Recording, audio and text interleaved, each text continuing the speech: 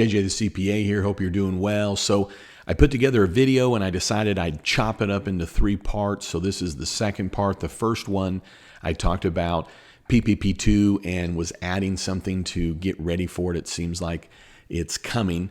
This video is talking about the PPP forgiveness and why I think January is really the right time for me and my clients. And so in the body of this, I'll put a link to that video where I talk about that fourth thing to pull together for PPP2.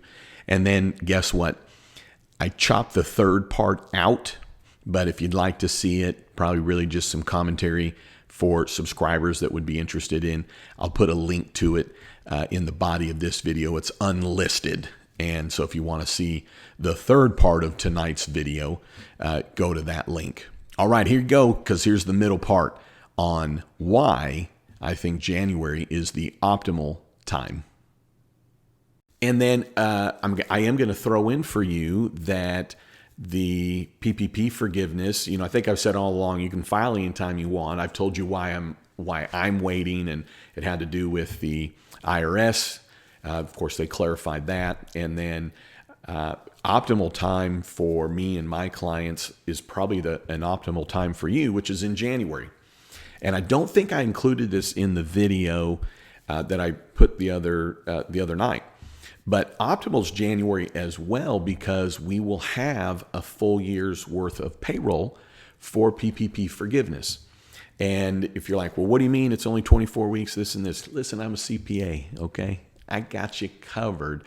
But when we have a full year's worth of payroll and we've got all the quarters related to the 941s, and we're going to have our quarterlies that include the information for each employee as well as the W-2s for each employee, and it helps the owners for those that get the W-2s. So it's optimal because it's just going to be easier to have the information that's more verifiable by the bank. But then also, I know at one point I said, hey, I'm going to do PPP forgiveness in April. Well, that was at the time, because I was in the summer, that was at the time that we thought payments didn't start until 10 months after the end of the covered period, because that's what the SBA said in the beginning. It's like, hey, payments begin 10 months after the end of the covered period. And then about 5 weeks ago, the SBA came out and said, hey, listen, let's really make sure y'all understand that the application to file for forgiveness is due 10 months following the covered period. But what the SBA didn't clarify until about 5 weeks ago is that payments are going to begin 12 months after the date of disbursement. So here's what's interesting about that. So when PPP first came out and when the SBA is saying, hey, here's when payments are due, okay? Well, we all had to spend it in 8 weeks. Covered period was 8 weeks. So it was going to be like, well, you got 8 weeks and then you got 10 months to file, right? So it's like, okay, well, then they went to 24 weeks and it's like, okay, well, it said end of covered period plus 10 months, right? So it's like, okay, so we got 24 weeks plus 10 months and then the payments start. So SBA came out and it made sense. It did that. No, payments are going to be, 12 months from date of disbursement. You have 10 months after the 24 weeks of your covered period, which is going to be after that point, a smidge. So anyways, the reason that I'm landing on January is optimal for me, for my clients, I think for you, but you can file whenever you want, okay?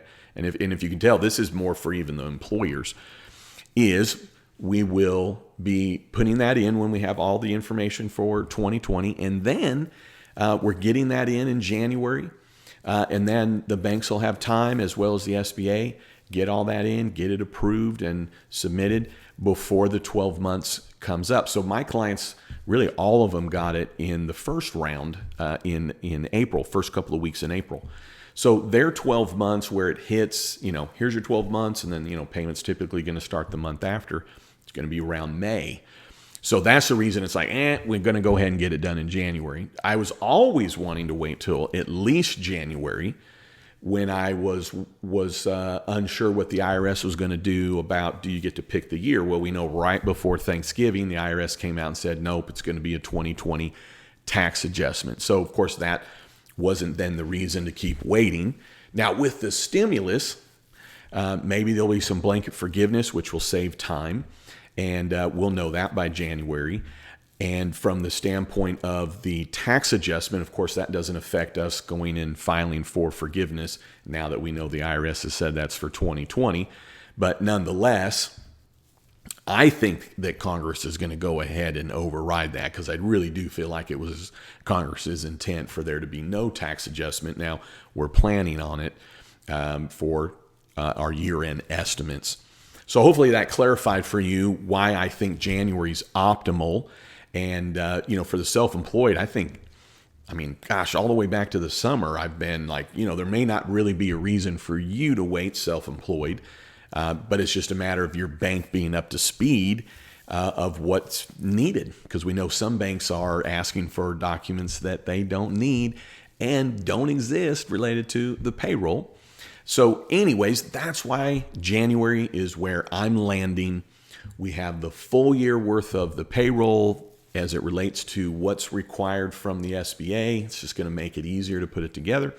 And then also doing it in January gets us enough time. So that's why I say optimal. It's like, well, it's just enough.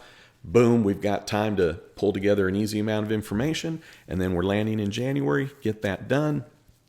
You probably already know, but I do have some seminars that I'm doing right after the first of the year. And the purpose of the seminars is for you to bring your documents to the Zoom seminar.